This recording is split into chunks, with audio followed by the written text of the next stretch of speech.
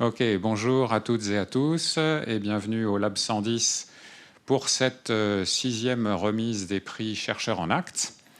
Donc je suis Franck Ramu, directeur de recherche au CNRS et membre du Conseil scientifique de l'éducation nationale. Et je suis ravi de vous accueillir au nom du Conseil scientifique et de son président Stanislas Dehaene, qui s'excuse de ne pas pouvoir être parmi nous et qui m'a chargé donc de féliciter les lauréats et les partenaires et de présider cette cérémonie. Je vous prie aussi de bien vouloir excuser Madame Valérie Cabuil, qui est la rectrice de l'Académie de Normandie et qui est la présidente de la conférence des recteurs, qui est aussi un des partenaires de ce prix. Et alors pour commencer, je vais remercier les partenaires du prix. Pour commencer, le réseau des INSPE, qui sera représenté ici par Hamid Chachoua, qui est vice-président du réseau et qui est directeur de l'INSPE de Grenoble. Réseau Canopé, qui est représenté ici par sa directrice Alexandra Wisniewski, et aussi par Catherine Aurin, qui coordonne le prix depuis son lancement. L'IH2EF, l'Institut des hautes études de l'éducation et de la formation, qui est représenté par Madame Danielle Simon, voilà, qui est par là, qui est responsable du cycle de formation et qui représente le directeur. Le programme ID pour innovation, données, expérimentation en éducation, qui est représenté par Zahra Boudalaoui Burezi, voilà, qui est associée senior. Et enfin, on remercie la GMF, qui est représentée par André-Louis Lecaille, qui est le directeur des partenariats, qui représente la directrice générale de la GMF et qui est accompagné de toute son équipe en charge du prix, Florence Kergonou et Antoine Valdy. Voilà, bien entendu, on salue les 5 équipes lauréates de l'année, ainsi que les chercheurs qui les ont accompagnées. Donc cette année, nous avons l'école élémentaire Saint-Mitre à Marseille, le collège Voltaire à Toulon, l'école Léopold Sédar Senghor à Caen, le collège Évariste Galois à Algrande, à l'académie de Nancy-Metz, et le lycée Notre-Dame de Bury à Malgency, dans l'académie de Versailles. Voilà, on aura le plaisir de les écouter dans quelques minutes. J'en profite aussi pour saluer et remercier 2 anciens lauréats du prix chercheur en actes qui sont présents aujourd'hui, Jérôme Hubert de l'Académie d'Amiens et Émilie de Crombec de l'Académie de Poitiers, voilà, qui sont désormais chargés de mission auprès du CESEN et qui ont entre autres pour mission d'accompagner les lauréats du prix chercheur en actes et qui vous ont réuni l'heure qui a précédé. Et puis on remercie aussi l'équipe du Lab 110 pour son accueil et pour la co-organisation de la réunion qui a eu lieu juste auparavant. Voilà, donc avant de lancer la remise des prix, je voudrais juste prendre quelques minutes pour rappeler en quelques mots ce que sont les missions du Conseil scientifique de l'éducation nationale. Donc premièrement, on essaye d'aider le ministère a sélectionné sur la base de la littérature scientifique internationale les actions pédagogiques, les politiques éducatives dont l'efficacité a déjà été démontrée et de les diffuser, de les mettre à la portée de tous les acteurs de l'éducation nationale. Évidemment, toutes les questions n'ont pas déjà de réponse dans la littérature scientifique. Donc, quand il y a des questions qui sont encore ouvertes, notre rôle est aussi de stimuler les nouvelles recherches sur le sujet. Et puis aussi d'émettre des recommandations concrètes pour l'enseignement, la formation et le pilotage de l'éducation nationale. Et enfin, promouvoir plus généralement la culture de l'éducation fondée sur des preuves. Alors, le prix chercheur en actes, eh bien, il a été conçu justement pour contribuer à ces missions, puisqu'il encourage les équipes éducatives à s'appuyer sur les résultats de la recherche, dans leurs réflexions sur leurs pratiques, à mettre en œuvre leurs propres expériences et leurs mesures pour évaluer les effets des nouvelles pratiques qu'ils mettent en œuvre, et puis aussi à se mettre en relation avec des équipes de chercheurs de manière à faire cela de la manière la plus rigoureuse possible. Je signale à cet effet que le CESEN et le programme ID ont publié très récemment une petite brochure extrêmement précieuse justement pour aider les équipes pédagogiques dans ces différentes démarches. Elle s'appelle la boîte à outils pour s'appuyer sur la recherche en éducation et il y a des exemplaires qui sont à votre disposition au fond de la salle. Voilà, et puis je profite de cette cérémonie aussi pour passer quelques messages. Peut-être pour dire qu'on encourage l'innovation pédagogique, mais pas l'innovation juste pour l'innovation, pas juste pour la nouveauté. on ne pense pas que forcément tout ce qui est nouveau est toujours meilleur que ce qui est ancien. Hein, il y a plein de choses, de pratiques pédagogiques qui sont très anciennes et qui sont très bien, et il n'y a pas de raison d'en changer. Il ne faut pas imaginer qu'à chaque génération, on doit réinventer la roue, on doit tout changer. Il y a des choses qui sont bien établies, et il faut les utiliser. Et c'est pour ça que c'est important de consulter les connaissances scientifiques déjà établies avant de se lancer dans des grands projets, dans des grandes innovations, etc., qui pourraient s'avérer en fait être complètement en conflit avec les résultats déjà établis. Ce qui souligne bien l'importance d'évaluer les différentes interventions et démarches qu'on peut réaliser, parce que sans évaluation, finalement, on ne peut pas savoir si ce qu'on a entrepris a l'effet désiré ou pas. Et ce qu'on entreprend n'a pas toujours l'effet désiré, il faut quand même bien en avoir conscience. Et quand ça arrive, qu'une expérimentation qu'on a lancée ne donne pas les résultats attendus, ne s'avère pas efficace selon les mesures qu'on avait définies auparavant, eh bien, évidemment, on est souvent déçu, parce que ça veut dire que ce qu'on a entrepris n'a pas marché, entre guillemets, mais malgré tout, c'est un résultat important. Le fait de constater que quelque chose n'a pas marché, c'est un résultat important, aussi important que de constater qu'il a marché, et c'est important aussi de le communiquer pour éviter que d'autres refassent aussi les mêmes erreurs. Et je peux en parler d'autant plus confortablement que ça m'est arrivé moi aussi dans mon équipe. On a fait une intervention avec une doctorante chez des enseignants de CP qui visait à réduire les inégalités entre garçons et filles dans l'apprentissage des mathématiques au cours du CP. Et on a constaté que notre intervention avait eu un effet strictement nul sur les écarts en mathématiques entre garçons et filles. On était un peu déçus, bien sûr, mais on s'est dit c'est quand même important, on va le publier et on va le diffuser. Voilà. Donc, en résumé, ce prix Chercheurs en Actes, il incarne vraiment l'ambition qui est celle du CESEN depuis sa création, inciter au dialogue entre le terrain éducatif et la recherche, permettre aux chercheurs et aux enseignants de tester ensemble ce qui marche, ce qui ne marche pas, au service de la réussite des élèves. Évidemment, c'est toujours bien ça l'objectif final. Donc, je salue chaleureusement les équipes lauréates ainsi que les chercheurs qui les ont accompagnés, qui les ont soutenus, qui les ont conseillés dans leurs projets. Je remercie l'ensemble des partenaires pour leur engagement et leur soutien constant dans cette démarche depuis un certain nombre d'années maintenant. Et donc cette année, le jury, dont je ne fais pas partie, a distingué 2 projets lauréats qui illustre parfaitement cette démarche rigoureuse d'investigation et d'évaluation. Et puis, il a également souhaité encourager 3 autres projets qui sont prometteurs pour reconnaître la qualité de la démarche et le potentiel de développement qu'ils représentent. Du coup, on va pouvoir lancer la remise de prix. Et donc, on va commencer par les 2 prix qui sont lauréats pleins et entiers dans les catégories école et collège. Et donc, pour remettre le premier prix dans la catégorie école, j'appelle Madame Wisniewski, qui représente le réseau Canopé, et qui va remettre le prix à l'équipe de l'école Saint-Mitre à Marseille pour le projet Chant et écriture créative au quotidien. Vous voulez prendre un micro ? Merci. Alors, je n'identifie pas l'équipe. Allez, voilà. Bienvenue, mesdames. On invite l'équipe à venez nous rejoindre et on peut les applaudir, effectivement. Bravo.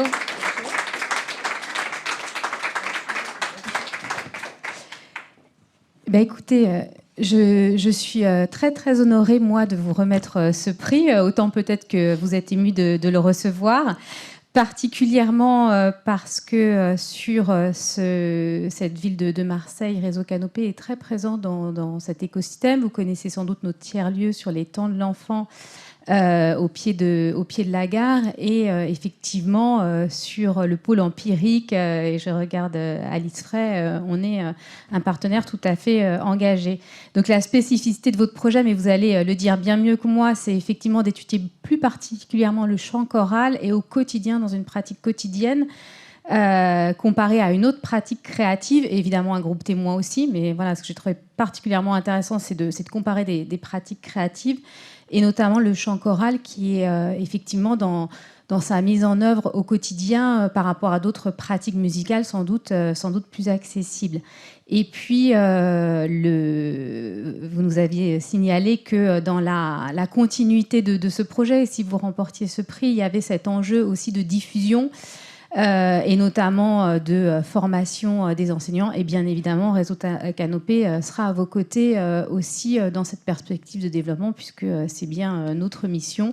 Et on voit aussi les ramifications qui peuvent être faites entre votre projet et effectivement les temps de l'enfant, puisque un des sujets de recherche à venir, si j'ai bien compris, c'est outre effectivement les apports dans le développement cognitif, l'attention, etc., les apports aussi en comportement et dans la gratuité du comportement, dans la sociabilité. Donc ça, je trouvais que c'était particulièrement intéressant et je vous félicite à nouveau très chaleureusement. Merci beaucoup. Et donc, on va inviter l'équipe à nous présenter son projet. Donc, on a ici Madame Gisèle Traverse, qui est la directrice de l'école, Stéphanie Miolan, qui est professeure des écoles. Oui, c'est l'inverse. Madame Traversa, je suis la référente du projet, et Madame Miolan, la directrice de l'école Saint-Mitre, dans le 13e arrondissement à Marseille. Voilà, nous vous remercions de nous inviter et on est très, très heureuse d'être ici aujourd'hui. Voilà, donc le projet a débuté en 2019 à l'initiative du pôle d'art vocal qui s'appelle Musica 13, donc le pôle d'art vocal des Bouches-du-Rhône, qui nous a permis de mettre en place des ateliers de chant d'une forme un petit peu particulière, puisqu'il s'agit de chanter tous les jours, mais uniquement 20 minutes. Voilà, donc c'est le chant au quotidien. Dès l'année d'après, donc, ce projet s'est enrichi avec des ateliers d'écriture. Donc, nous avons une poétesse qui vient tous les jours, également 20 minutes au quotidien. Voilà, donc nous, en tant que l'équipe enseignante, on a très rapidement vu des effets positifs sur les enfants. Déjà, la joie de chanter, la joie de chanter avec les copains. Donc un mieux-être à l'école. On a vu aussi une réactivité dans la mise au travail, également une meilleure assurance à l'oral, ce qui n'est pas mon cas aujourd'hui. Et voilà, il fallait que je chante un petit peu avant. Et donc une meilleure articulation, une meilleure assurance à l'oral. Voilà, donc ça c'est notre constat. Mais la recherche, bien sûr, fait des études là-dessus et dirigée par Madame Aline Frey, qui est maître de conférence dans le pôle neurosciences d'Aix-Marseille. Voilà, donc je vais lui laisser la parole et je vous remercie pour votre attention.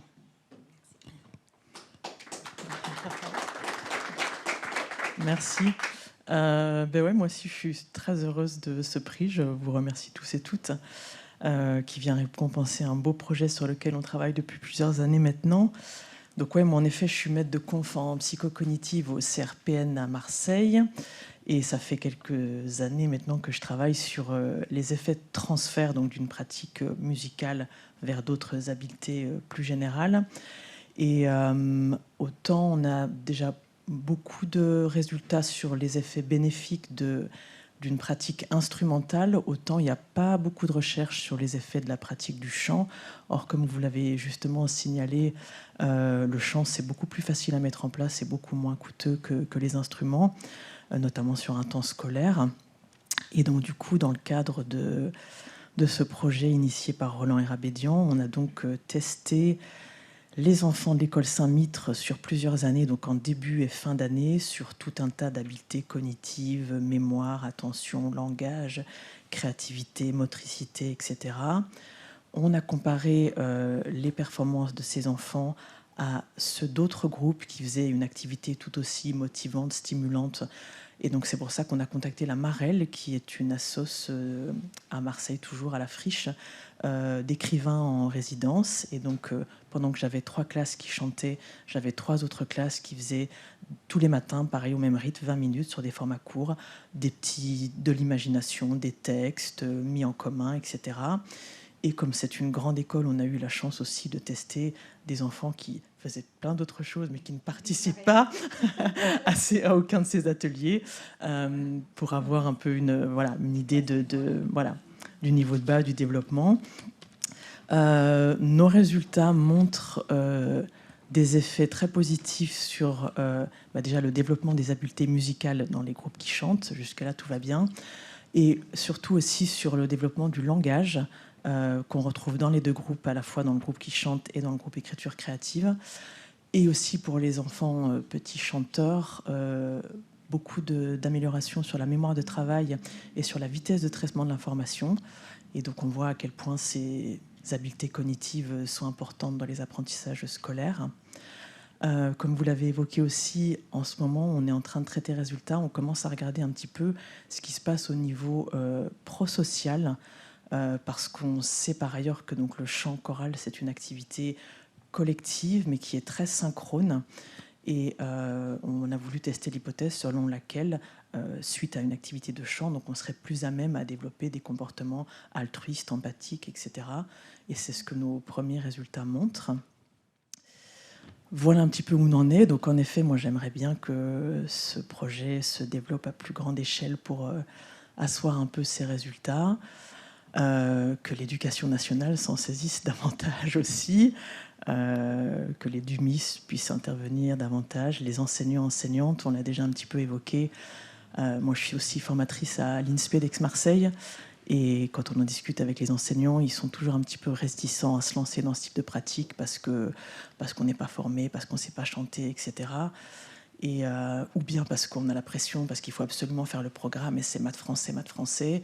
Sauf que si on leur montre justement que finalement 15 minutes de chant tous les matins, c'est autant de temps gagné sur la concentration et les apprentissages, ben, ça serait peut-être super chouette.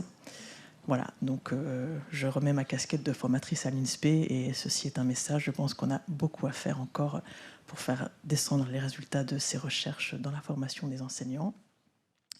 Je vais conclure rapidement par des remerciements quand même. Je vois que le prix se rapproche dangereusement, mais quand même rapidement des remerciements. Donc évidemment toute l'équipe pédagogique de Saint-Mitre, Stéphanie, la directrice, Gisèle évidemment, Isabelle Elbaz qui était l'ancienne directrice qui a aussi largement œuvré à la mise en place du projet. Un merci à Cédric Hubert, mon doctorant qui travaille sur le projet depuis 3 ans et qui est financé par le pôle pilote empirique, que je remercie très largement parce qu'ils soutiennent largement le projet. Donc merci Nicolas Mascret, merci Mathilde Favier. Toutes mes étudiantes en orthophonie de Lyon qui sont venues m'aider à maniper parce qu'il y a énormément de travail derrière cette recherche. Et puis donc on l'a dit aussi, un grand merci à Musica 13 et à la Marelle qui font des interventions magiques dans cette école. Musica 13, encore une fois, je les remercie pour leur confiance parce qu'on a souligné à quel point c'était pas toujours simple de créer du lien entre la recherche et le terrain scolaire. Ça l'est pas forcément non plus avec le milieu artistique. Et on a dû aussi accorder les violons, si je peux me permettre, avec Musica 13. Et Franck, tu l'as évoqué, il faut aussi parfois accepter que ça marche pas. Et c'est pas toujours simple quand on est financeur ou à l'origine d'un beau projet de pouvoir se dire peut-être que ça va pas marcher. Et Musica 13 était prêt à entendre ça. Et je les remercie vraiment pour leur confiance. Et en l'occurrence, ça marche super. Donc on est ravis. Et je voudrais juste quand même terminer par une petite phrase d'un enfant qui avait écrit à son intervenante à la fin de l'année en disant « Merci, grâce à toi, on n'a plus honte de rien ». Et ça m'avait beaucoup touchée. Et je trouve que c'est peut-être ça le plus beau résultat de ce projet, c'est des enfants qui chantent et qui écrivent librement, qui se découvrent capables de tout et qui n'ont plus honte de rien. Voilà, j'ai dit merci beaucoup.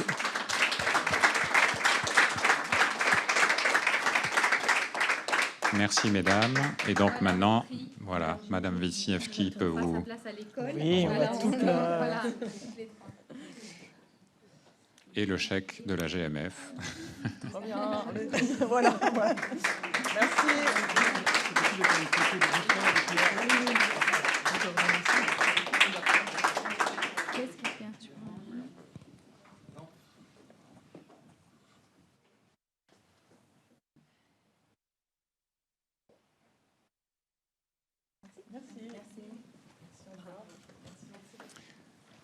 Merci beaucoup. Et donc, on va passer au deuxième prix, qui est en fait le premier prix dans la catégorie collège et qui va être remis par Amit Chachoua, représentant le réseau des INSPE. Voilà. et qui donc va le remettre à l'équipe du collège Voltaire à Toulon pour le projet collecte collectif lecture littéraire au cycle 3. Donc on appelle mesdames Laure Bontemps, Alice Ruiz, Céline Folliot et Magali Brunel.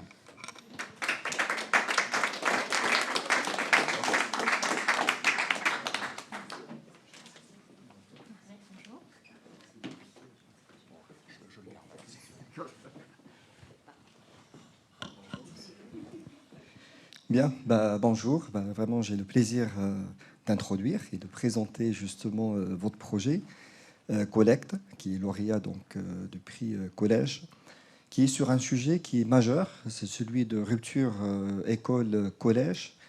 Alors, on parle souvent de transition et rupture, et en fait, qui se trouve à différents niveaux, donc école primaire, collège, mais également lycée, université. Et il se trouve que dans au moins 2 projets de mes recherches portent sur transition et rupture entre l'école primaire et le collège, mais dans le domaine des maths, où souvent la source vient en amont même des pratiques des enseignants sur le curriculum lui-même, où il y a des carences malgré la volonté politique de mettre en place le cycle 3 qui fait le cycle CM1, CM2 et la classe de 6e, plus différents dispositifs. Et ce qui est intéressant dans votre projet, c'est justement d'aller vers des pratiques des enseignants, au-delà du curriculum avec tous ses défauts et l'ensemble de ses lacunes. Et cette recherche, justement, qui met en avant la recherche collaborative avec recherche terrain et sur laquelle je tiens beaucoup dans un autre cadre, projet Pégase, dans lequel on tient beaucoup la relation entre la formation, recherche et terrain. Et autour, bien sûr, des pratiques efficaces, et dans lesquelles vous avez conjugué, bien sûr, les recherches en didactique du français, mais aussi des pratiques pédagogiques efficaces. Et ça, je pense, c'est un apport important avec des résultats prometteurs, à ce que j'ai pu lire. Et donc, ce prix va vous permettre d'aller au-delà pour aller vers une autre phase, celle de la diffusion, et que j'espère que ça sera une grande réussite. Et félicitations.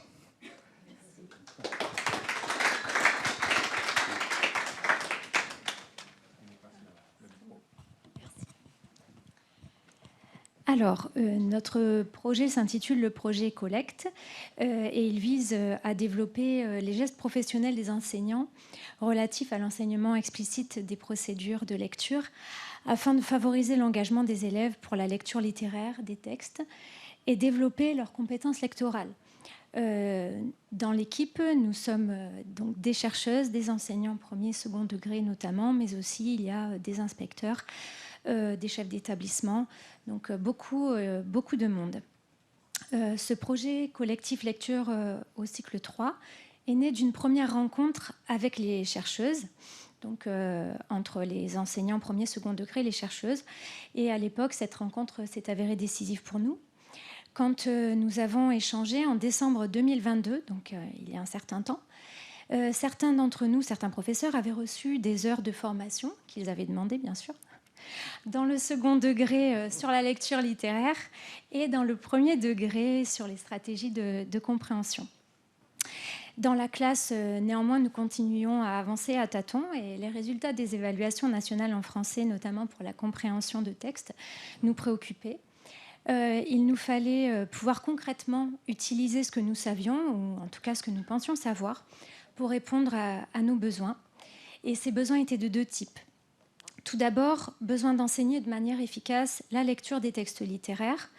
Notre équipe d'enseignantes de collège est particulièrement soudée et travaille ensemble depuis de nombreuses années.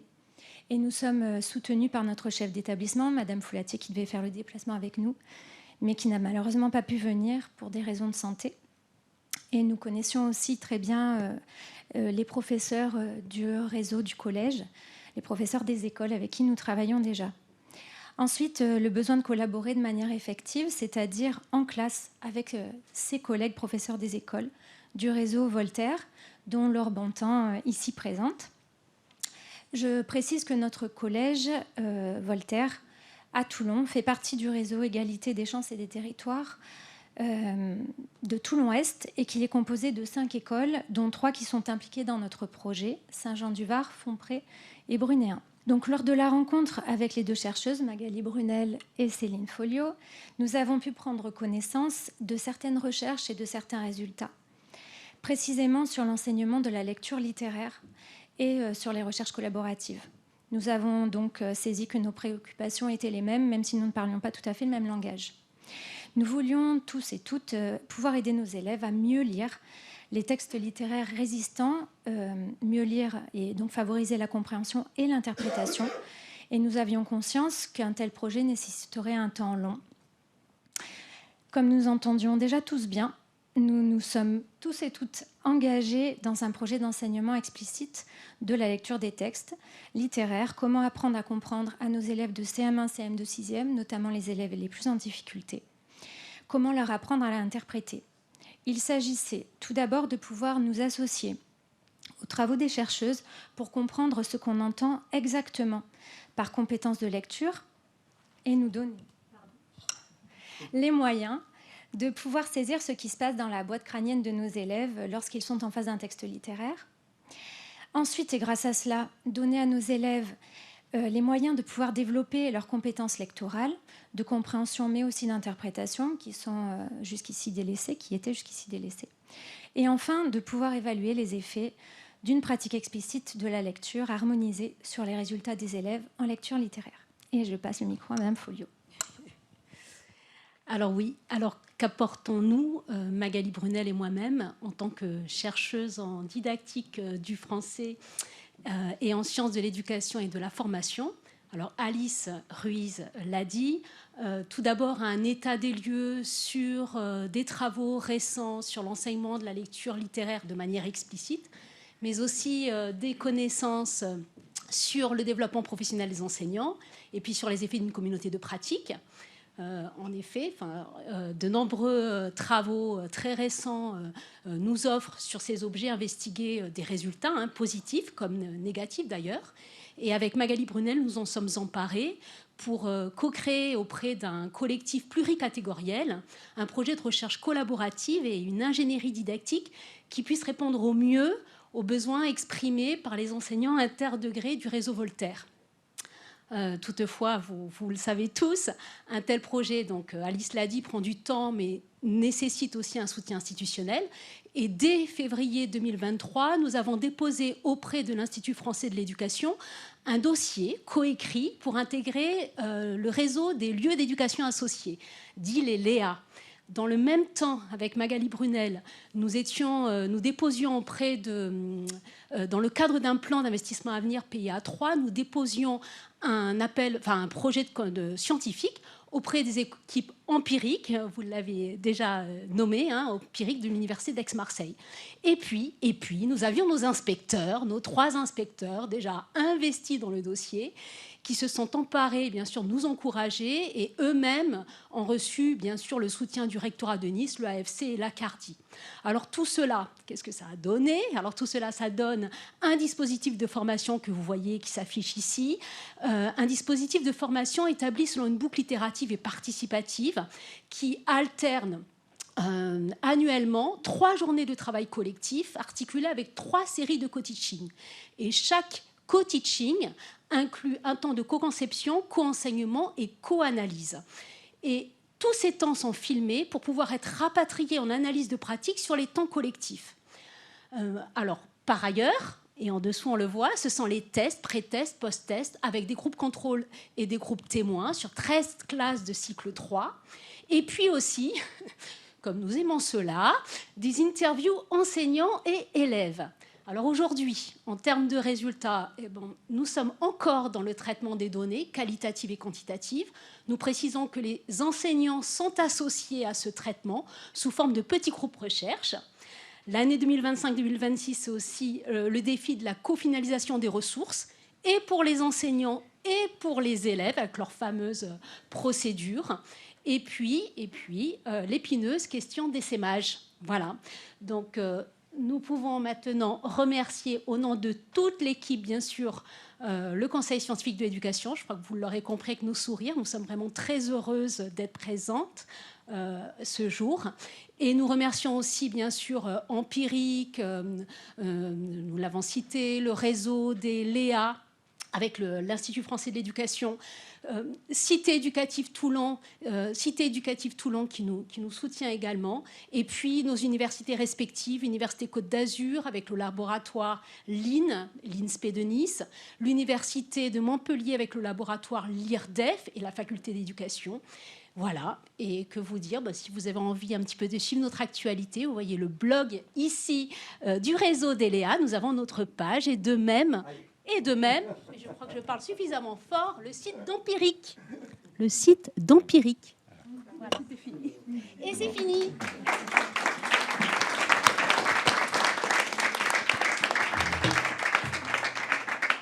Alors, on n'a plus le son. Merci.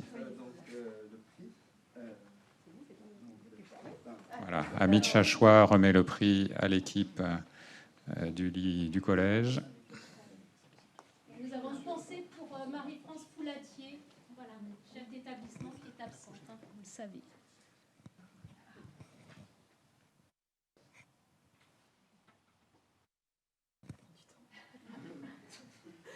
On peut peut-être mettre toute l'équipe. Voilà, merci.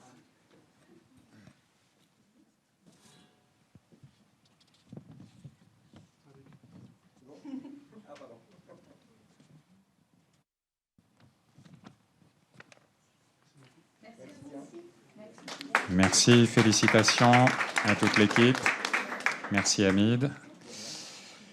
Alors maintenant, on va passer aux 3 prix encouragement du jury. Et donc, pour la catégorie école, le prix va être remis par monsieur... ça y est, j'ai perdu mon fil. Par monsieur Lacaille. C'est ça, par la GMF. Voilà. Et donc, on appelle l'équipe de l'école Léopold Sédar Senghor de Caen. Julie Noël, Audran Guilbert et Céline Lanoé. Merci. Bonjour à tous. Donc André Lacaille, je m'occupe des partenariats au niveau de GMF. Alors moi, je suis ravi de pouvoir remettre ce prix Accessite en fait pour ce programme issu dans un cadre projet promis, je crois en fait. Alors je suis pas un spécialiste des sciences de l'éducation, donc je n'ai pas me lancer dans le détail très précis de ce que vous ferez le ferez bien mieux que moi. Mais sachez en tout cas qu'effectivement, dans la démarche qui a été la nôtre au moment du jury, il y a effectivement des projets qui ont été remarqués tout de suite. Et puis il y a des projets qui étaient en devenir, en fait. Et c'était un peu le cas de votre projet, parce que je me souviens que dans votre conclusion, vous expliquiez, vous attendiez encore des résultats pour analyser finalement les effets complets du programme que vous avez mis en place sur tout ce qui était les capacités cognitives, métacognitives, au bénéfice des enseignements en fait au sein de votre école élémentaire, enfin maternelle et élémentaire. Donc voilà, je vous remettrai le prix tout à l'heure, mais je vais d'abord vous laisser le présenter à l'Assemblée. Bonjour. Alors tout d'abord, on est extrêmement heureux d'être ici parce qu'effectivement, on avait présenté quelque chose, mais on savait que ce n'était pas tout à fait abouti, mais on avait quand même envie de tenter la possibilité de faire connaître un petit peu nos travaux. Donc l'école élémentaire sur laquelle s'est implanté le projet, et sur l'école primaire Léopold Sédar Senghor, donc qui est située à Caen, en quartier politique de la ville. Donc je le disais tout à l'heure, je me répète un peu pour ceux qui étaient déjà là, mais c'est un quartier donc qui n'est pas reconnu comme REP+, mais on a un public sensible. Et ça fait déjà plusieurs années qu'on essaie de trouver des solutions pour faire avancer le maximum nos élèves, donc nos élèves qui sont vulnérables. Et en 2017, on a eu la grande chance d'avoir une inspectrice très motivée par les sciences cognitives et qui nous a proposé de travailler avec le laboratoire psychologie de Caen-Normandie pour une étude qui s'appelait « Découvrir le cerveau à l'école » et qui se passait sur les classes de grande section. Donc avec ce projet-là, on a découvert plein de choses. Et puis il s'est arrêté. Il s'est arrêté pour diverses raisons. Le Covid est arrivé. Tout s'est un peu arrêté. Et nous, on a continué à travailler nos projets d'école, forcément. Et à force de revoir toujours les mêmes difficultés, donc, qui sont assez similaires pour nos écoles, c'est-à-dire des problèmes d'acquisition au niveau du vocabulaire qui posent des problèmes de compréhension et des problèmes en résolution de problèmes. On a essayé des tas de choses. Et puis, moi, je me suis dit à un moment, mais pourquoi ne pas revenir sur ce qu'on a vu en 2017 avec Céline Lanoé qui était là, qui nous avait proposé un beau projet. Donc, j'ai sollicité le laboratoire pour savoir s'il était possible de recommencer quelque chose. Et on a eu la grande chance de pouvoir travailler à nouveau sur la métacognition grâce à Audran qui est arrivé à l'école. Donc les objectifs en fait de ce projet, donc c'est un programme métacognitif inclusif, c'est-à-dire qu'on cherche à toucher tous les élèves. Nous, on est dans une école avec un public sensible, donc beaucoup d'élèves avec des besoins particuliers, des résultats d'évaluation qui sont assez faibles quand même. Et l'idée, justement, c'était de voir, donnons-leur la connaissance de leur fonctionnement, permettons-leur de savoir comment ils fonctionnent. On ne sait pas toujours comment on fonctionne. Voilà, ce n'est pas des choses qu'on apprend. Donc, retravaillons sur la connaissance du cerveau, ce qu'on est capable de faire pour qu'ils puissent être en mesure de se poser les bonnes questions quand ils vont être face à un exercice, quel qu'il soit, dans quelque domaine que ce soit, quelques disciplines. Donc ce projet-là nous a permis de travailler les différentes fonctions exécutives, de les présenter aux enfants et ensuite de les travailler dans un protocole qui a duré 15 semaines pour 3 classes de CP, donc avec des débarrages différents pour chaque classe de CP pour des raisons de secret. Voilà. Donc c'était tout un projet de mise en place de différentes séquences. Donc ces séquences-là avaient été préparées en amont l'année précédente, donc en 2023-2024. Donc voilà, grâce à l'équipe du laboratoire psychologie, donc avec différents professeurs. Il y a eu la constitution de 5 séquences et d'une mallette. Et la mallette, elle a d'une malle, c'est même pas une mallette, c'est une grosse malle qui est très lourde à transporter, qui contient beaucoup de matériel, donc qui a été créé spécifiquement pour le projet, qui permet donc, on a 5 magnifiques livrets très détaillés, c'est-à-dire que les professeurs n'ont pas besoin d'avoir de connaissances préalables. Tout est expliqué. Donc Audran a fait vraiment un travail très minutieux avec une grande équipe, avec des professeurs spécialisés, des enseignants spécialisés. Je vais y aller dans les sigles, toutes ces choses-là, la SH, des professeurs en Ulysse, voilà. Donc, qui se réunissaient tous les 15 jours, le mercredi matin, pour créer cette mallette avec tout un tas de matériel qui permettait aux enfants de comprendre, mais en étant dans le faire aussi. Et ça, c'est important pour nos élèves d'être dans le faire. Donc là, alors, juste pour un petit exemple, parce que je le trouve vraiment super. Bon, ça peut paraître glauque, mais ça ne l'est pas du tout. Alors, on a une très jolie boîte crânienne qui est à échelle humaine, en fait, dans laquelle il y a un cerveau en tulle qui est représenté, enfin qui est présent. Et on explique aux enfants que si on dépliait les connaissances, on leur demande, mais si on déplie toutes tes connaissances, à ton avis, c'est grand comment, quoi. Et quand les enfants, en fait, font des estimations de c'est grand comment, tout ce que je sais, après, on leur dit, mais voilà, on va ouvrir et puis on va essayer de déplier ce cerveau, voir ce que ça donne. Et quand ils déplient le cerveau, ils se disent, oh, mais c'est immense tout ce que je peux faire avec mon cerveau. Et voilà, c'est des choses très, très concrètes, en fait. Et les enfants, donc, qui sont arrivés cette année en CE1, ont vraiment quelque chose de très marqué chez eux, parce qu'on leur a parlé d'eux. C'est un projet qui les implique. Ils savent comment ils fonctionnent. Et ils sont même capables de nous dire maintenant, oh, j'ai voulu dire un gros mot, mais j'ai dit, oh, stop, monsieur, stop, j'ai pas le droit, parce que je fais l'inhibition, j'ai pas le droit de le dire. Mais c'est des choses toutes bêtes, mais c'est super, en fait. Et on constate ça, et même chez les grands, parce qu'on le travaille aussi chez les grands, et ils sont capables maintenant de se dire, mais ça, en fait, je suis capable de ne pas le faire. Je sais que je peux pas le faire. Mais je sais aussi que je peux réfléchir, et puis peut-être que je peux trouver une autre solution. Et puis peut-être que plus tard, je peux le faire aussi, ou plus tard, je peux faire ça. Voilà, donc ils ont toutes ces capacités-là qu'ils ont pu développer. Alors, chez les petits, on a vu juste avant, on a développé ça avec des petits personnages. Donc, il y a Monsieur Stop, Madame Balance, Madame Ardoise, voilà, Madame Agenda. Enfin, voilà. Donc, c'est des petits personnages, mais qui leur permettent de mettre en action des process, en fait, voilà, de métacognition. Et c'est très intéressant, en fait, pour tout le travail qu'on fait de façon annexe, parce qu'on travaille ça sur toutes les disciplines. Et nous, on est alors en phase de développer ça.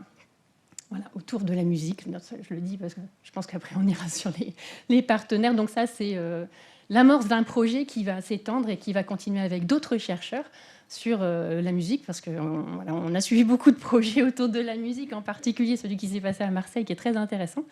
Et voilà, donc on va continuer à leur apprendre comment fonctionne le cerveau et on va stimuler tout ça grâce à la musique. Donc, parce qu'effectivement, 2 heures de musique par semaine, ça ne suffit pas. Et quand c'est 2 heures d'art par semaine, ça ne suffit pas. Donc, on va continuer à musicaliser l'école avec d'autres chercheurs locaux et pas locaux. Voilà. Donc, je laisse Audran présenter la partie plus technique. Merci beaucoup. Donc effectivement, comme l'a dit Monsieur Lecaille et comme l'ont dit Madame Noël, le protocole, quand on l'a soumis à Chercheurs en Actes, il était encore en cours, car il a vraiment duré de novembre 2024 jusqu'à juin 2025. Et contrairement aux différents protocoles qu'on a déjà pu nous présenter aujourd'hui, nous, on n'a pas de groupe contrôle. On est parti sur un protocole en cas unique, c'est-à-dire qu'on a un temps, la partie en jaune ici, où on fait des évaluations contrôle sans mettre en place l'intervention, avant ensuite de mettre en place l'intervention de manière décalée dans les différentes classes pour justement avoir ce contrôle expérimental. Ça a duré 15 semaines, à raison de 3 semaines par séquence. Et on a 4 mesures finales de follow-up pour vérifier si les effets se maintiennent. Et on a évalué auprès des enfants, que ce soit en classe entière, avec des exercices scolaires qui ont été fournis par les équipes enseignantes qui implémentaient leur métacognition, leur capacité à s'auto-évaluer, mais aussi leur capacité à s'auto-réguler. On a également évalué leur capacité exécutive et aussi leur connaissance métacognitive. Et à côté de ça, parce que c'était une de nos volontés aussi, on a évalué au niveau des enseignantes directement la fidélité procédurale et la validité sociale de la ressource qu'on leur a proposée. Donc à quel point elles l'ont appliquée en suivant ce qui était proposé et à quel point elles trouvent que c'est pertinent socialement au regard des objectifs qu'elles défendent vis-à-vis de leurs élèves, etc. Et ça nous a permis, et là c'est ce qui est le projet qu'on est en train de lancer cette année et qui va durer jusqu'à juin 2026, de réviser cette ressource pour essayer de la relancer dans des écoles à la rentrée, enfin là dans les semaines à venir d'ailleurs. Et donc voilà, et j'aimerais du coup remercier effectivement le CESEN, mais également remercier toutes les personnes qui ont collaboré avec nous sur ce projet. Ma directrice de thèse, Sandrine Rossi, qui n'a malheureusement pas pu être présente, mon autre directrice de thèse qui est ici, Madame Lanoé, mais également tous les membres de l'équipe de Senghor, donc les enseignantes qui ont implémenté, Madame Noël, la directrice, mais également tous les membres de notre équipe de recherche, y compris Madame Nguyen, qui n'est pas présente sur les photos car on n'en avait pas de disponible, mais aussi et surtout tous les membres de l'équipe de conception qui nous ont aidés, les enseignants spécialisés, je crois qu'ils ne fonctionnent plus, si. Les conseillers pédagogiques et également, bien entendu, tous les élèves et tous les parents d'élèves qui ont accepté de prendre part à cette expérimentation. Et les étudiantes qui nous ont aidés aussi en master pour tout ce qui a été de la cotation, etc. Parce que certes, nous n'avons que peu de participants, mais vu qu'on les a évalués chaque semaine de novembre à juin, on a quand même malgré tout beaucoup de données à présenter. Merci. Maintenant, Monsieur Lecaille va vous remettre le prix.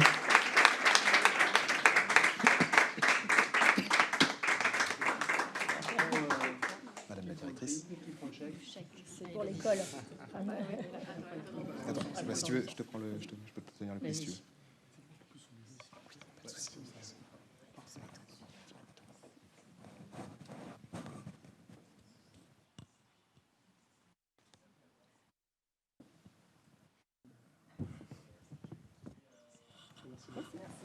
Bravo, félicitations. Maintenant, on va passer au prix encouragement dans la catégorie collège qui va être remis par Daniel Simon pour l'IH2EF. Et donc, on appelle l'équipe du collège Évariste Galois à Algrange. À savoir, voilà, Philippe Lausière, Élodie Moreau et Paul Ferry.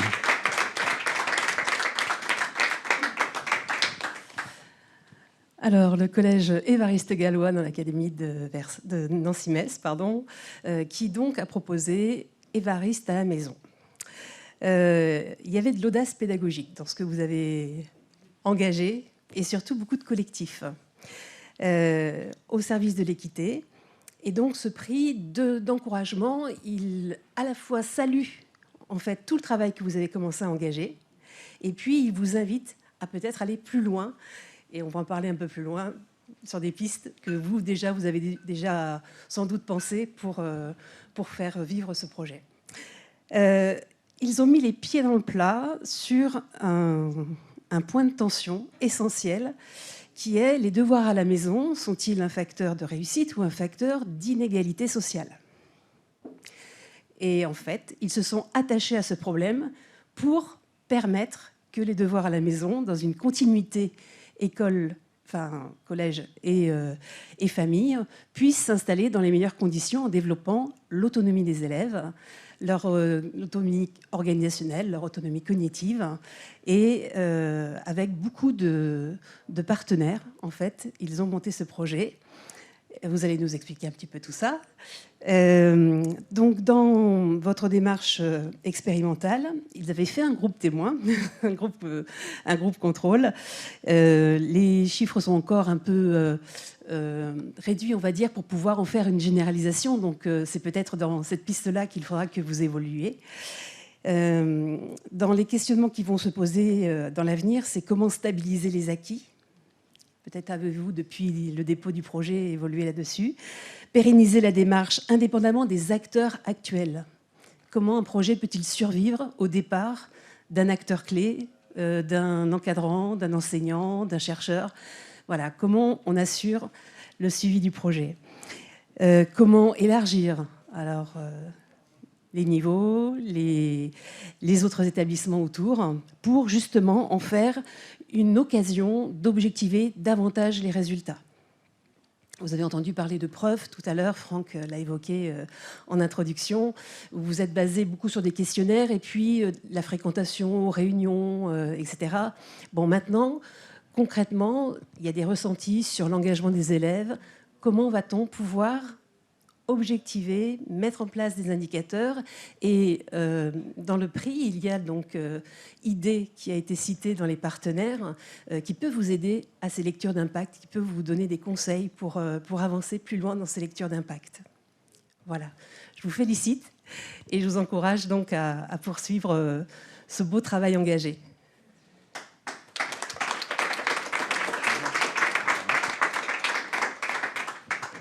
Alors, moi je vais commencer, alors j'ai changé, hein. Ne vous inquiétez pas, ils ont l'habitude, je change toujours ce qu'on avait prévu, parce qu'on avait prévu à 3 voix, de faire court aussi, je vais essayer.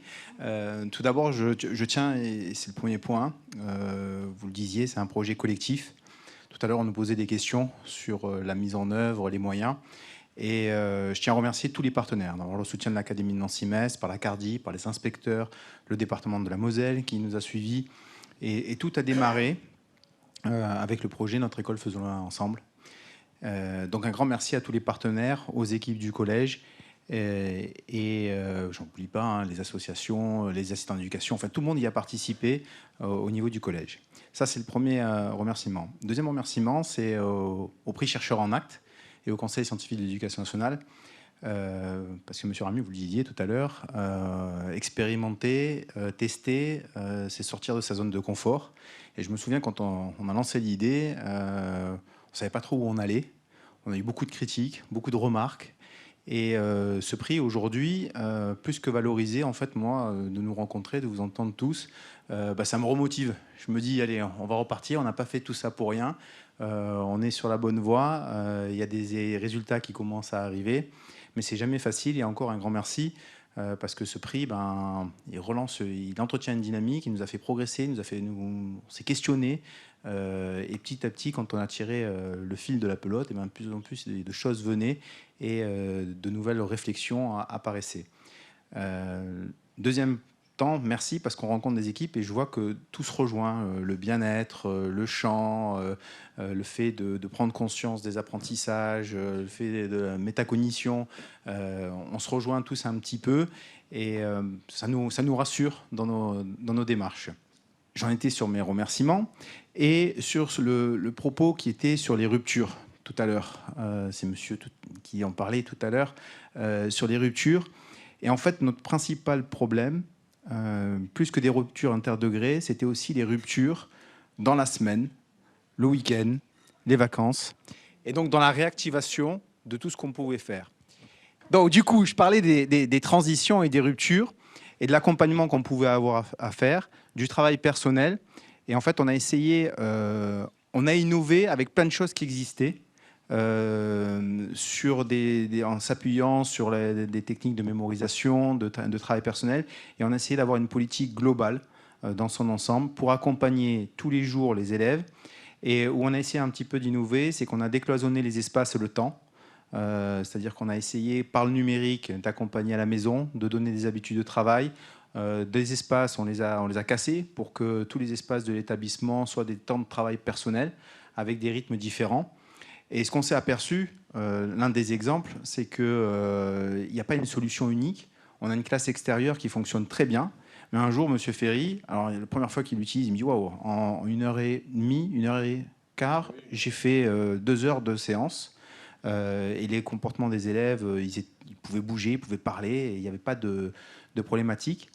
Mais un jour, il vient et me dit non, cette fois-ci, il a fallu rentrer en classe. Et j'en discutais avec le directeur de l'éducation du département. Il me disait alors les classes mobiles, les classes extérieures, vous en pensez quoi? Et je lui ai dit qu'en fait, il fallait un petit peu de tout pour jouer sur les temps, les espaces, pour pouvoir faire ce qu'on a de plus dur à faire. Et je crois que dans toute organisation, c'est le plus dur. C'est susciter l'engagement dans le travail pour apprendre en travaillant et pour plus tard travailler en apprenant. Voilà, je laisse présenter le propos. Pas le projet. Oui, merci. Bonjour à tous. Alors, le projet, c'est vrai qu'il c'est un petit peu toujours compliqué à le définir parce que c'est un projet qui est avant tout systémique, dans le sens où on a essayé de prendre divers aspects. Alors, bien sûr, ça recoupe certaines choses qui ont été dites. Alors, grosso modo, si je veux faire très très court, c'est en commission de liaison, donc 6e CM2, où on va constituer un groupe d'élèves de 15-20 élèves à peu près. On va les sélectionner donc avec les professeurs des écoles afin de les inscrire donc dans ce dispositif Évariste à la maison. On signe un PPRE passerelle et en fait ils rejoignent ce dispositif. Donc dans ce dispositif, on va leur procurer, enfin on va leur donner un certain nombre d'outils. Le premier outil, ça va être l'ordinateur, un ordinateur portable. On va leur prêter un ordinateur portable, ce qui va leur permettre de faire des sessions 10 devoirs faits. Le jeudi soir et le samedi matin. Donc là, c'est encadré par la vie scolaire, c'est encadré aussi par des partenaires, une association qui s'appelle les PEP Lorest, chez nous. Ils vont également avoir des heures de devoirs faits. Alors ça, vous voyez, tout n'est pas innovant. En fait, on utilise déjà les outils qui existent, qui sont donnés par l'institution, mais on va essayer de les systémiser. On va également leur donner 1 heure de méthodologie. Alors, je m'en charge avec un collègue, et effectivement, ça rejoint les questions qui ont été abordées tout à l'heure, puisque moi, je suis professeur d'histoire géo, et effectivement, tout ce qui est métacognition, a priori, je ne suis pas du tout un expert. Donc, il a fallu qu'on se forme à essayer de transmettre un certain nombre d'outils et de méthodes aux élèves pour qu'ils puissent gagner en autonomie. Et cette heure de méthodologie, je rejoins ce qui a été dit précédemment, c'est aussi l'occasion pour les enfants d'essayer de comprendre comment fonctionne leur cerveau, tout simplement. Et voilà, ça me paraît le point commun qu'on a un petit peu tous ensemble. J'oublie quoi? Pardon?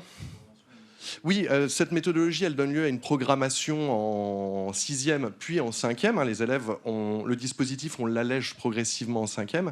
Et on aboutit en 4e.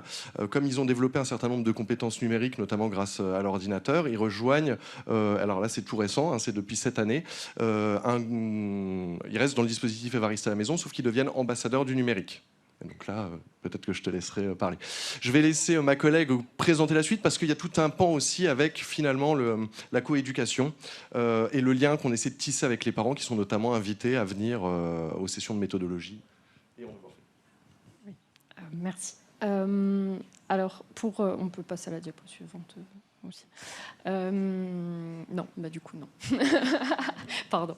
Je rejoins, du coup, pour faire très court sur la suite du projet, c'est aussi une des questions qui est latente, c'est qu'est-ce qu'on fait une fois qu'on a eu un suivi aussi intense en 6e, qui s'allège progressivement en 5e, mais en 4e et en 3e, qu'est-ce que l'on fait? Comment est-ce qu'on prépare la suite? Parce qu'on parle de méthodologie en 6e, mais on peut parler de méthodologie aussi au lycée, et puis dans le supérieur, on en a toujours besoin. Donc, comment est-ce qu'on continue d'accompagner nos élèves sans les assister, pour le dire grossièrement, mais comment on va pouvoir développer des stratégies d'apprentissage là aussi à tout niveau et à différents moments.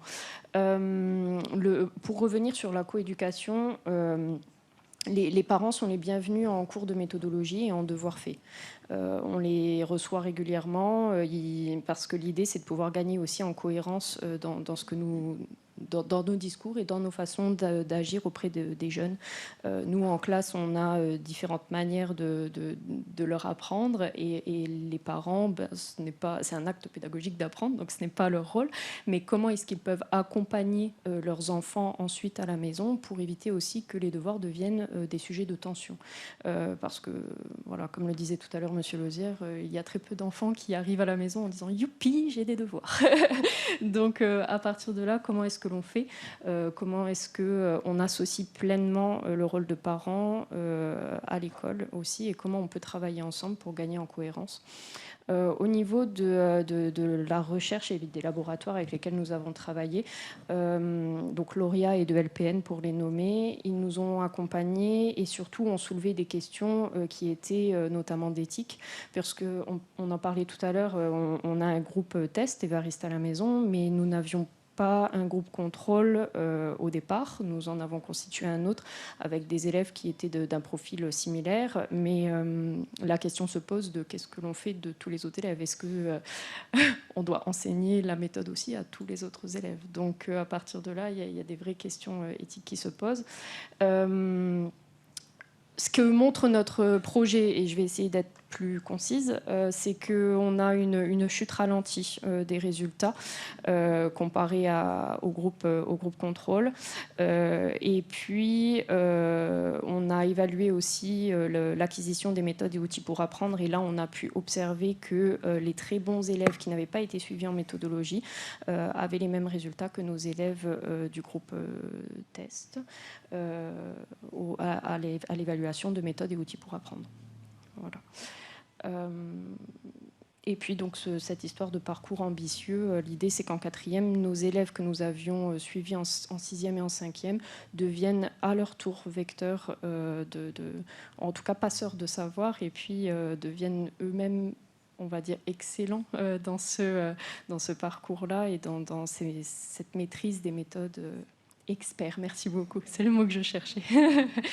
Voilà. Est-ce que j'ai oublié quelque chose? La suite. Que j'oublie rien. Voilà, sur les impacts, comme on le disait, progression du travail personnel, accompagnement parental renforcé. Alors tout à l'heure, je crois que c'était l'une des questions ou l'un des sujets, c'était de remettre du lien avec les familles. C'était très important, sachant qu'on fait bien la distinction entre l'accompagnement du travail personnel à la maison et faire les devoirs avec son enfant ou expliquer les devoirs aux enfants. Ce sont deux choses différentes. La suite, vous pourriez en parler parce que en fait, c'est comme une pelote de laine, je l'expliquais, où on tire le fil. Et finalement, l'IA est venue là-dessus. Et donc, la suite, c'est comment l'IA, l'intelligence artificielle, peut faciliter les apprentissages, faciliter les enseignements et être un outil, c'est également un objet d'enseignement. Donc, on travaille sur ça. Vous voulez expliquer un petit peu la suite du projet avec M. Nowakowski? Allez-y. Je vous laisse la parole. Allez-y. C'est votre bébé. Alors, une des idées et une chose que nous souhaiterions développer, c'est, et notamment avec l'IA, pouvoir avoir une IA interne à l'établissement et que les professeurs puissent charger leurs cours et que l'IA devienne finalement un mini-professeur auprès des élèves et travailler cette fois-ci sur le feedback immédiat.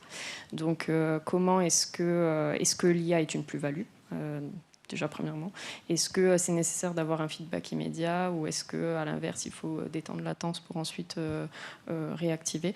Voilà, ce sont tous des questionnements et la littérature scientifique est très...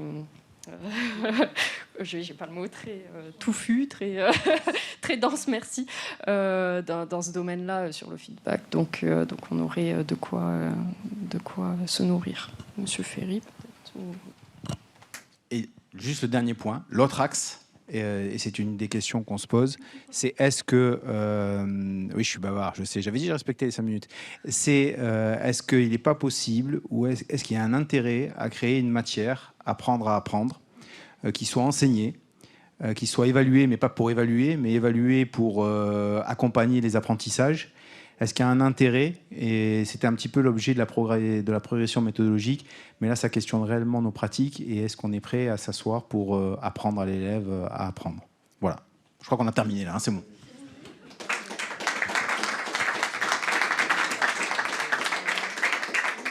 Donc Daniel Simon vous remet le prix Chercheurs en Actes. Toutes nos félicitations et la photo.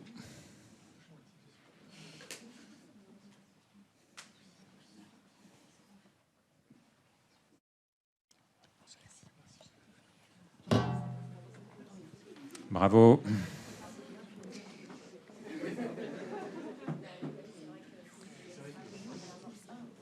Et maintenant, pour remettre le dernier prix dans la catégorie lycée, je vais appeler Zara Boudalaoui Bourrézi, qui représente le programme ID, pour remettre le prix au lycée Notre-Dame de Bury à Margency, dans l'Académie de Versailles. Et donc, j'appelle donc Céline Daquin et Cécile Combette.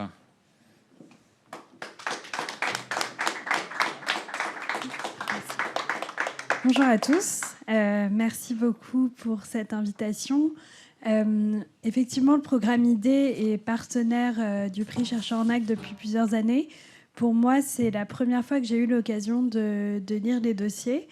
Et effectivement, c'était très enthousiasmant. J'ai travaillé avec le Cézanne sur le kit ID Cézanne, justement pour encourager des démarches expérimentales en éducation, donner des outils finalement aux enseignants, aux chefs d'établissement, à toutes les personnes qui veulent innover, mais parfois n'ont pas forcément accès à notamment un échantillon de taille suffisante pour pouvoir immédiatement se lancer dans une évaluation d'impact randomisée à grande échelle. Et du coup, c'est vraiment ce que j'ai vu dans votre projet sur la gestion du stress. C'est une volonté de résoudre un problème qui est évident, qui est très bien documenté et très, très pertinent, surtout en ce moment, je pense, du stress des élèves, et mettre en place un programme et itérer d'année en année, justement, pour s'améliorer, pour apprendre en faisant des mesures d'impact. Et au fur et à mesure, justement, raffiner le programme, raffiner les mesures d'impact. Et j'ai hâte d'entendre plus sur le projet jusqu'à présent, mais aussi les ambitions que vous avez sur les prochaines années, justement, pour agrandir l'évaluation et aller vers quelque chose de plus en plus rigoureux. Je pense que vous avez toutes vos chances, et merci beaucoup pour ce projet.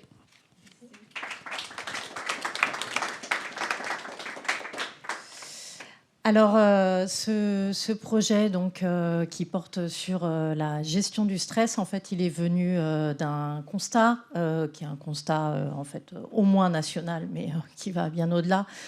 C'est que les lycéens sont de plus en plus touchés par un stress chronique. Pas que les lycéens, mais les lycéens aussi. Et c'est vrai que souvent, dans les partenariats qu'on peut avoir avec la recherche, ou même plus largement, et je vais l'intégrer plus largement dans le développement des compétences psychosociales, on dit plus jeune on commence et mieux c'est, et c'est une réalité. Et souvent, plus on monte en fait dans le système scolaire, et moins on a le temps, parce qu'il y a des programmes, parce qu'il y a le bac, et donc il faut continuellement essayer de courir après des objectifs. Et moi, mon combat, c'est un peu de se dire, on va pas les oublier, les lycéens, parce qu'en fait, il est encore temps de faire quelque chose avec eux. Et donc, face à ce constat national, et nous, qu'on a pu observer aussi au sein de l'établissement, parce que j'ai fait du coup une étude terrain dans le cadre de mon DU, j'ai pu observer que les lycéens, sur les 3 années du lycée, étaient de plus en plus stressés. Et donc, alors que je pensais à l'origine que c'était dès la seconde qu'ils étaient très stressés, il s'avère que finalement, non. Dans notre lycée, les élèves de seconde ne sont pas très stressés, mais que le stress augmente de façon significative en première et ensuite en terminale. Et donc, on voulait faire de la prévention dès la première. Et donc, pour répondre à ça, j'ai souhaité en fait développer dans un programme qui est plus général, qui s'appelle le programme POP, qui est un programme optimiste personnalisé, c'est le sens de l'acronyme, qui est un programme de développement des compétences psychosociales qu'on a mis en place au sein de notre établissement après une étude et grâce à une équipe d'enseignants volontaires et bien évidemment avec le soutien de la direction. Nous avons ciblé aussi plus particulièrement au lycée qu'il était important aussi d'intervenir intervenir par rapport à cette gestion du stress. Donc, après avoir été formée au CBSM, donc, qui est un programme validé scientifiquement qui nous vient des États-Unis et qui a été traduit en France par Aurélie Gauchet, j'ai en fait échangé avec Aurélie qui m'a formée donc, sur ce programme et je lui ai dit moi je trouve qu'il a toute sa place en fait en lycée. Ce programme à l'origine est à destination de malades atteints de pathologies chroniques. Et je lui ai dit moi je vois très très bien comment l'adapter et comment voilà, le mettre en place et essayer de voir si effectivement ça peut avoir des effets auprès des lycéens. Donc on a travaillé en partenariat avec Aurélie Gauchet, donc, qui est chercheuse à l'université Mont-Blanc-Savoie.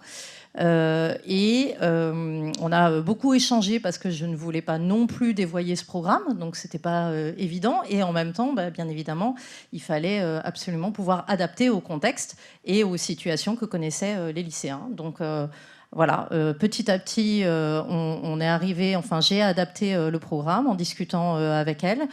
Des étudiantes en master de psychologie font les études qualitatives à partir des tests que je fais passer AT0, AT1 et AT2 aux élèves qui suivent le programme. C'est une étude randomisée, donc on a un échantillonnage qui est appareillé, donc on a exactement les mêmes représentations en groupe contrôle.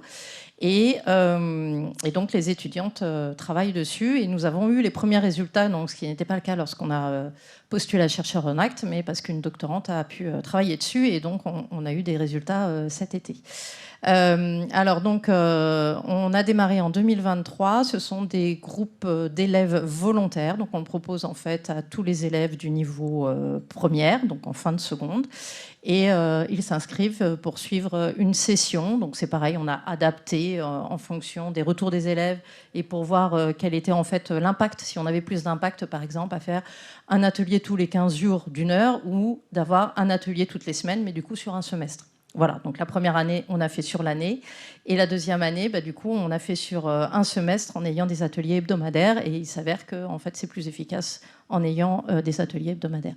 On a donc un groupe contrôle, 15 heures d'atelier et deux façons d'évaluer en fait, ce dispositif avec des études quantitatives avec 4 échelles de mesure et des études qualitatives qui sont menées, alors avec les verbatims qu'on peut avoir au quotidien avec les lycéens bien évidemment, mais aussi des entretiens semi-directifs qui sont menés par les étudiantes en master de psychologie.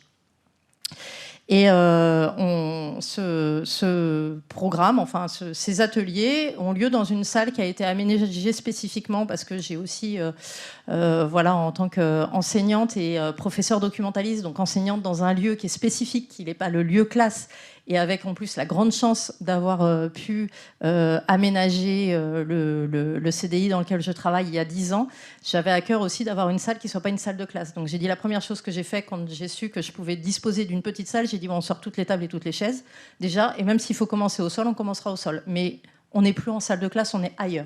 Et c'est vraiment important. Et dans les retours des élèves, c'est primordial. En fait, ils disent que ce lieu, c'est leur bulle et c'est leur respiration. Et ça participe, en fait. Il faudrait qu'on l'évalue. Ça, on ne l'évalue pas avec les questionnaires, mais de façon qualitative, c'est vraiment, ça ressort dans les entretiens des élèves. C'est que vraiment, ça participe énormément à en fait, au bénéfice, on va dire, du programme. Donc voilà pour le protocole. En ce qui concerne les résultats, donc on a les premiers résultats sur 49 élèves, donc on a un échantillon qui est relativement restreint, puisque vous voyez on a des petits groupes, mais voilà, c'est déjà ça, et sur 24 mois, et on s'aperçoit qu'on a une amélioration du bien-être et de la gestion du stress de façon générale auprès de tous les élèves, et que c'est d'autant plus important sur les élèves qui sont les plus stressés. Voilà, et donc on a vraiment un impact sur les élèves les plus stressés. Et on a on s'est beaucoup focalisé en fait sur la notion temps et réduction de l'anxiété d'évaluation. Et donc on voit que voilà, AT1, par exemple, notre groupe expérimental, notre groupe pilote, en fait, voit son anxiété d'évaluation qui diminue, tandis que sur mon groupe contrôle, l'anxiété continue. Donc ça veut dire qu'on a un réel impact dessus. Voilà, donc les premiers résultats sont très encourageants. On voit aussi qu'on a un impact sur l'utilisation des stratégies de résolution de problèmes, sur l'adaptation en fait aux événements et aux aléas, on va dire, de la vie, et qu'ils deviennent de plus en plus performants aussi par rapport à ça.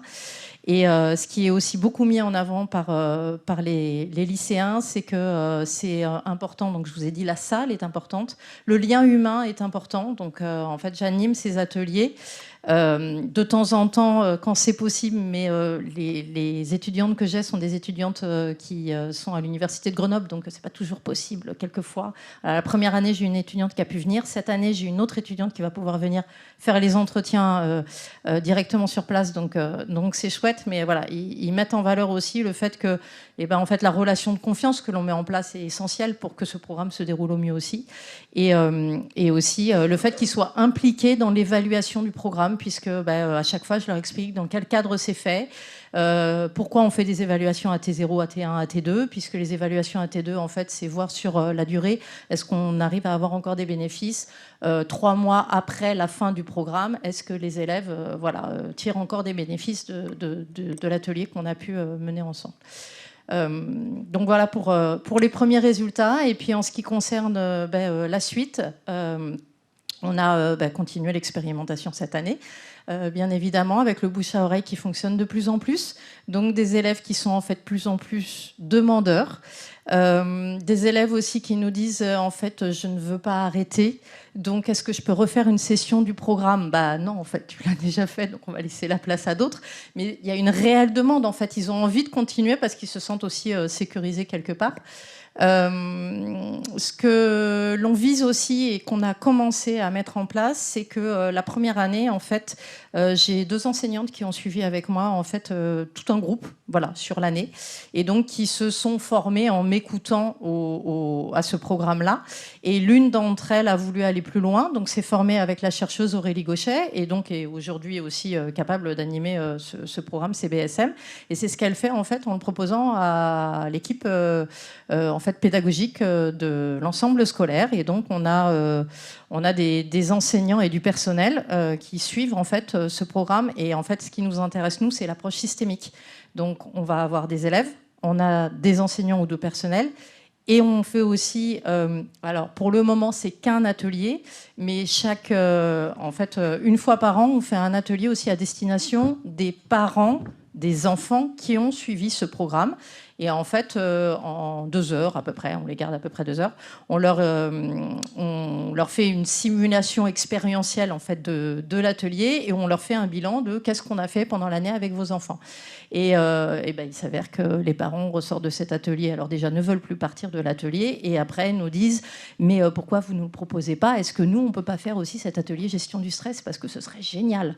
Et que, bien évidemment, je vous dirais presque que les chiens ne font pas des chats. Donc souvent, si on a des enfants stressés, c'est parfois aussi parce qu'on a des parents stressés. Donc ils se reconnaissent aussi dedans et ils sont très intéressés. Donc voilà, on aimerait en fait avoir l'approche la plus systémique possible pour essayer de maximiser les effets et les bénéfices, finalement, auprès de toute la population. Et puis, ce que l'on cherche à faire aussi, bien évidemment, c'est d'avoir une plus grande ampleur et de déployer le programme dans d'autres établissements, avec des profils aussi qui seraient différents. Ça commence petit à petit parce que l'année dernière, j'ai eu une étudiante qui était en master qui a pu le proposer auprès d'un groupe d'adolescents dans une zone de quartier prioritaire de la ville de Grenoble. Donc ça nous donne, c'est pareil, un petit échantillonnage. Et voilà, et ce qu'on aimerait, c'est arriver à avoir des résultats suffisamment importants pour pouvoir passer en fait sur une autre échelle, et que ce programme puisse se développer davantage et en présentiel avec des personnes formées et donc une certaine rigueur scientifique, bien évidemment. Et peut-être, pourquoi pas aussi développer, c'est ce qu'aimerait pouvoir faire aussi Aurélie Gauchet, développer peut-être quelque chose qui serait plus à distance, avec aussi peut-être une appli qui permettrait de toucher un maximum de personnes. Voilà. Peut-être une dernière chose, dans je dirais peut-être les plus beaux résultats, le premier groupe qui a suivi cet atelier a eu son bac au mois de juin 2025. Et dans ce groupe-là, je suis très émue en le disant parce que voilà, c'est de l'humain. Et donc voilà, je trouve ça très émouvant. On a des élèves qui ont des niveaux de stress qui sont très variables, bien évidemment. Et j'avais des élèves qui étaient vraiment très, très stressés et très handicapés par ça, et pour qui le passage à l'oral devant la classe était impossible, c'est-à-dire voilà, un élève qui fondait en larmes systématiquement et qui ne pouvait pas passer à l'oral devant la classe. Donc, imaginez le grand oral. Qu'est-ce que ça peut donner, le grand oral? Eh bien, le grand oral, ça a donné un 20 et ça a donné un excellent grand oral. Donc voilà, c'est la meilleure des récompenses.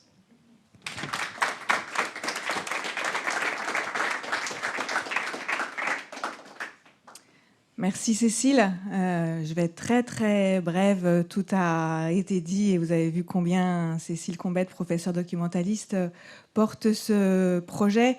C'est aussi, je trouve, l'occasion de mettre en valeur le métier du professeur documentaliste, qui est un métier souvent de l'ombre, alors pas à Bury-Rosaire, pas au lycée. Cécile accompagne aussi l'ensemble des équipes sur le grand oral au niveau du baccalauréat pour l'épreuve terminale. Et on fait un travail extraordinaire avec nos 2 professeurs documentalistes et aussi avec Cécile sur le lycée. Donc c'est l'occasion aussi de la remercier de son travail. Pop, elle vous l'a expliqué également. Hein, on était vraiment dans la prise de conscience du besoin d'un alignement de tête, corps, cœur, comme on aime à l'exprimer à Bury-Rosaire, où il fallait que notre jeune soit vraiment enraciné. Aujourd'hui, on a du mal avec cet effet monde et ce doigt qui part tout de suite au bout du monde et qui part parfois, on ne sait pas trop où, de redonner cet alignement et cet enracinement à l'élève. Prendre conscience qu'il était envahi de différentes émotions et qu'il ne savait pas toujours les gérer. Et donc, ça a été l'arrivée de ce programme POP qui s'est introduit dans toutes nos classes de 6e sur l'ensemble des 2 collèges, pour lequel on a réussi aussi à le concrétiser en seconde. Et puis, dans l'idée de se dire, il ne faut pas en rester là et comment on peut faire évoluer les choses. Il y a eu cette particularité menée sur ce niveau de première, mais le reste se poursuit encore au collège et en 6e, aussi au niveau des adultes, comme je vous le disais tout à l'heure, et puis avec des parents qui en redemandent sur des samedis assez extraordinaires qu'on déploie avec les parents. J'ai une pensée pour Magali Pogam, la directrice du lycée, qui ne peut pas être là cet après-midi. Et POP, c'est une équipe avec une référente, en la personne de Sandra Saint-Flou. Alors, on fait ça avec nos petits moyens. Hein. Nous, on a la chance de pouvoir avoir des fonds autres à côté, parce que l'établissement privé est sous contrat. Donc, Sandra, elle a un petit bout d'un salaire d'enseignement autre. Il faudra que j'explique, quand on va être contrôlé, ce que ça veut dire que POP, je saurais me défendre et je saurais expliquer que ça a tout son sens. Mais aujourd'hui, on fait les uns et les autres avec nos moyens. Et je voulais terminer en disant, et pour rejoindre le collègue, que ces moments-là, ils sont riches pour nous, que je vous remercie de faire en sorte qu'ils puissent exister. C'est aussi de l'occasion de se rendre compte que on ne se trompe pas. Souvent, on est tout seul dans son bureau et on voit beaucoup de choses et on se dit, mais ce monde-là, est-ce qu'il a vraiment en tête la réalité du terrain? Là, on se rend compte que nos jeunes ont ce besoin. Ça fait un petit bout de temps que je me dis que tous nos jeunes ont en effet un super cerveau. C'est le principal outil de travail, mais est-ce qu'on leur a expliqué comment ça fonctionnait, ce cerveau qui évolue jusqu'à l'âge de 26 ans? Est-ce qu'on leur a expliqué comment ça fonctionnait? Je vous ai tous, en réunion préalable, entendu une fois au moins prononcer ce mot. Et je pense que c'est peut-être la suite de l'histoire, de vraiment se rendre compte qu'il faut l'appréhender dans cet apprendre à apprendre. Peut-être enfin le mettre dans leurs mains au lieu d'un téléphone ou d'un autre outil, et qu'ils puissent peut-être lui donner son sens plein et son sens premier. Voilà. Merci à vous et encore merci Cécile. Merci, félicitations. Et donc Zahra Boudalaoui Bourezi va vous remettre le prix chercheur en actes.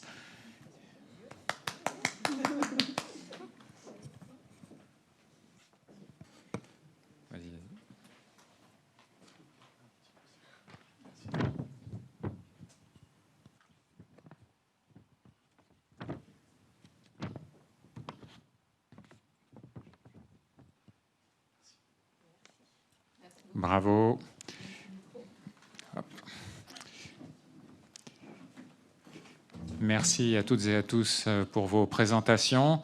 Donc pour terminer, je félicite à nouveau toutes les 5 équipes lauréates de ce prix Chercheurs en Acte. On a vu que leur projet témoigne d'une réelle appropriation des objectifs du prix Chercheurs en Acte, avec une exploitation rigoureuse des résultats de recherche, une mise en œuvre d'une démarche expérimentale qui est aussi ancrée dans la réalité de la classe, et une collaboration constructive avec les équipes de recherche.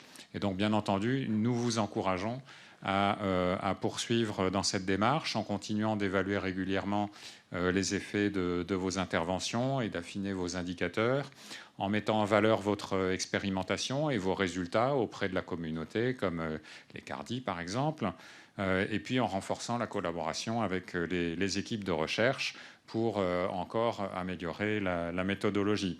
Et puis, potentiellement, si les résultats sont probants, alors à essayer d'étendre le projet en impliquant d'autres collègues, voire d'autres établissements.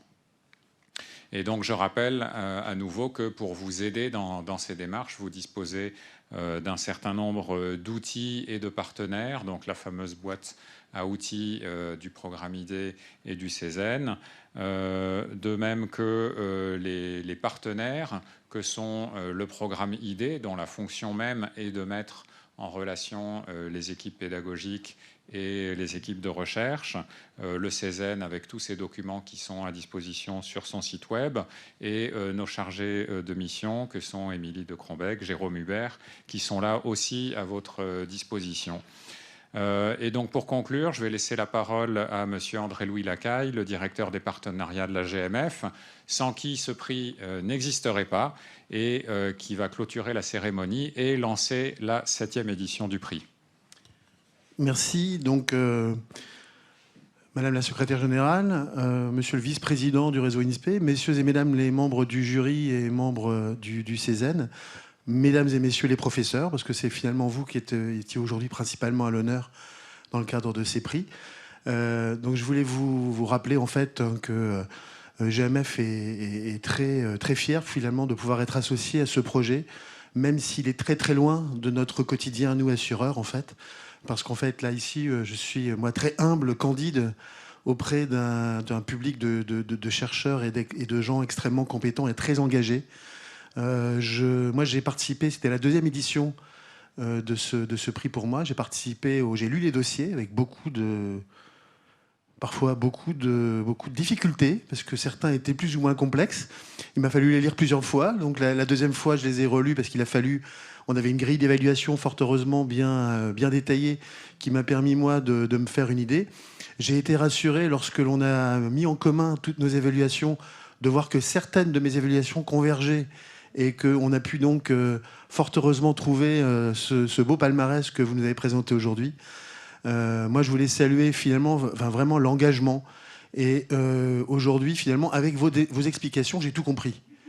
Donc finalement, c'est même dommage que finalement on puisse pas assister à chacune de vos présentations, parce que quand c'est vous qui présentez le projet, c'est extrêmement convaincant et vraiment, je tiens à saluer votre engagement qui est vraiment impressionnant. Nous, en fait, GMF aussi essaye de s'engager auprès de ceux qui s'engagent pour les autres, ceux qui prennent soin des autres. Et là, aujourd'hui encore, vous montrez vraiment cet engagement et cette vraiment motivation que l'on sent auprès de vous pour la cause qui est celle que vous portez au quotidien dans vos établissements.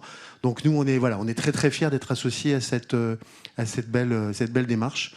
Donc effectivement, on va lancer, c'est en cours de lancement d'ailleurs, la 7e édition du prix Chercheurs en Acte, en fait, dans les trois catégories qui sont celles que... il y avait de mémoire la confiance en soi, l'égalité des chances, et puis le handicap et l'inclusion. Donc on reste sur ces catégories-là. Vous avez tout un tas d'outils qui sont à votre disposition pour démarcher, identifier de nouveaux projets pour la prochaine édition. Je vous invite à vous, en tant que lauréat, en faire la promotion auprès de vos collègues dans vos académies respectives et dans vos collèges et lycées et écoles respectives. Donc voilà, j'espère donc qu'on aura en 2026 un très beau palmarès encore, avec des premiers prix et encore peut-être des prix d'encouragement pour la suite. Voilà, merci à vous.